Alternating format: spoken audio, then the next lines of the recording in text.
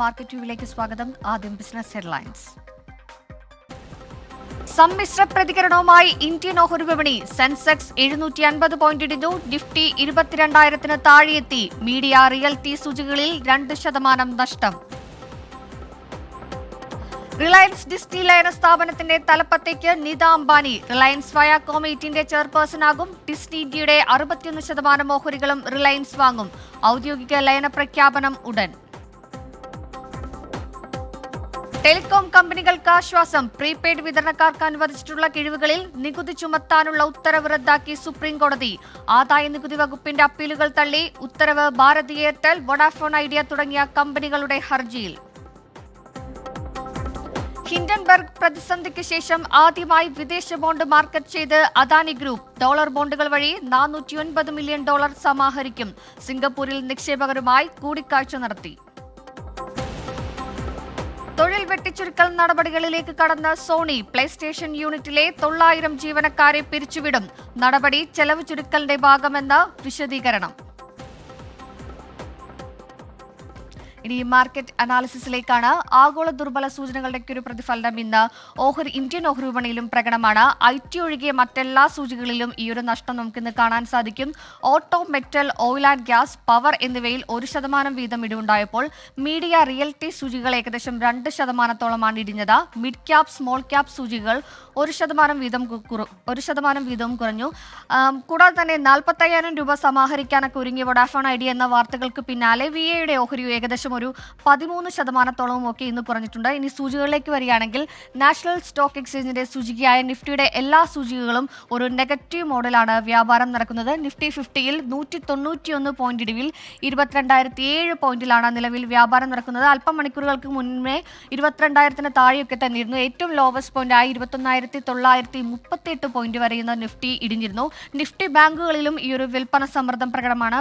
Private sector ബാങ്കുകളിലൊക്കെ തന്നെ ഒരു ഓഹരി വിൽപ്പനയുടെ ഒരു സമ്മർദ്ദം പ്രകടമാണ്. 399 പോയിന്റ് ഇടിവിൽ 46,188 പോയിന്റിലാണ് നിഫ്റ്റി ബാങ്കിൽ നിലവിൽ വ്യാപാരം നടക്കുന്നത്. നിഫ്റ്റി ഫിനാൻഷ്യൽ സർവീസിലേക്ക് വന്നാലും ഈ ഒരു സമ്മർദ്ദം നമുക്ക് വളരെ പ്രകടമാണ്. 109 പോയിന്റ് ഇടിവിൽ 20,443 പോയിന്റിലാണ് നിഫ്റ്റി ഫിനാൻഷ്യൽ സെക്ടറിലും നിലവിൽ വ്യാപാരം നടക്കുന്നത്. ഇനി ബോംബെ സ്റ്റോക്ക് എക്സ്ചേഞ്ചിലേക്ക് പോവുകയാണെങ്കിൽ ബോംബെ സ്റ്റോക്ക് എക്സ്ചേഞ്ചിന്റെ സൂചികയായ സെൻസെക്സിലും ഏകദേശം വലിയൊരു ഇടിവ് തന്നെയുണ്ട്. 611 പോയിന്റ് ഇടിവിൽ 72,483 പോയിന്റിലാണ് സെൻസെക്സിൽ നിലവിൽ വ്യാപാരം നടക്കുന്നത്. നമുക്കറിയാം, നേരത്തെ നമ്മൾ പറഞ്ഞ പോലെ തന്നെ US ഇന്ത്യ ഒക്കെ തന്നെ Q3 GDP ഡേറ്റകളൊക്കെ തന്നെ പുറത്തു വരാനിരിക്കുന്നു. അതിന് മുന്നോടിയായുള്ള ഒരു വിൽപ്പന സമ്മർദ്ദമാണോ വിപണിയിൽ ഉണ്ടാകുന്നതെന്നൊക്കെ നമുക്ക് നോക്കിക്കാണേണ്ടിയിരിക്കുന്നു. ഇനി മാർക്കറ്റ് വ്യൂവിൽ ഒരു അതിഥിയാണ്. DBFSന്റെ മാനേജിംഗ് ഡയറക്ടറായ പ്രിൻസ് ജോർജ് ആണ്. Good afternoon Shri Prince George. Market നിലവിലൊരു നെഗറ്റീവ് നോട്ടിലാണ് ഇപ്പോൾ വ്യാപാരം നടക്കുന്നത്. എന്തായിരിക്കാം ഈ നെഗറ്റീവ് നോട്ടിലേക്ക് കാരണം? നേരത്തെ സൂചിപ്പിച്ച പോലെ തന്നെ ഒരു GDP ഡേറ്റകളൊക്കെ വരാനിരിക്കുകയാണ്. നാളെ അതിനോട് മുന്നോടിയായുള്ള ഒരു വിൽപ്പന സമ്മർദ്ദമാണോ വിപണിയിൽ ഈ ഒരു നെഗറ്റീവ് നോട്ടിന് കാരണം? Good afternoon. എനിക്ക് തോന്നുന്നത് ഇതൊരു ഗ്ലോബൽ ന്യൂസോ അല്ലെ ഗ്ലോബൽ GDPയോ ബന്ധപ്പെട്ട ഒരു കാര്യമാണെന്ന് തോന്നുന്നില്ല. കാരണം ഇപ്പോൾ മാർക്കറ്റിൽ സാധാരണ രീതിയിൽ ഈ F&O എക്സ്പയറി ഈ ഫെബ്രുവരി മന്ത് ഇപ്പം നമ്മൾ നോക്കുകയാണെങ്കിൽ അത് തുടങ്ങിയിട്ട് നാളെയാണ് ഇതിൻ്റെ F&O എക്സ്പയറി സീരീസ് എൻഡ് ചെയ്യുന്നത്. ഇങ്ങനെ ഒരു മന്ത്ലി കോൺട്രാക്റ്റിൽ ട്രേഡ് ചെയ്യുന്ന ഒത്തിരി ആളുകൾ മാർക്കറ്റിലുണ്ട്. അപ്പോൾ അങ്ങനെ ഫ്യൂച്ചേഴ്സ് ആൻഡ് ഓപ്ഷൻസ് ഡെറിവേറ്റീവ് മാർക്കറ്റിൽ ഒരുമാതിരി എല്ലാ മേജർ ഷെയറുകളും F&O സെഗ്മെൻറ്റിൽ അവൈലബിൾ ആണ്. ഇൻഡെക്സിലും ട്രേഡിംഗ് ഉണ്ട്. അപ്പോൾ അത്തരം പൊസിഷൻസ് ക്രിയേറ്റ് ചെയ്ത് ഒരു എക്സ്പയറിക്ക് മുമ്പായിട്ട് ആ പൊസിഷൻസ് ലിക്വിഡേറ്റ് ചെയ്ത് ഒന്ന് ലൈറ്റൺ ചെയ്യുന്ന ഒരു പ്രോസസ്സാണ് ഇവിടെ നടക്കുന്നതെന്നാണ് എനിക്ക് തോന്നുന്നത്. ഇന്നും നാളെയുമാണ് ഇതിനൊരു പ്രഷർ, ഒരു സെല്ലിംഗ് പ്രഷർ നമുക്ക് ഇതിന് കൂടെ വരാവുന്ന, അല്ലാതെ ഒരു കംപ്ലീറ്റ് ആയിട്ട് ട്രെൻഡ് മാറിയോ അല്ലെങ്കിൽ ഗ്ലോബൽ എന്തെങ്കിലും ഇഷ്യൂസ് ഉണ്ടായിട്ട് എനിക്ക് തോന്നുന്നില്ല.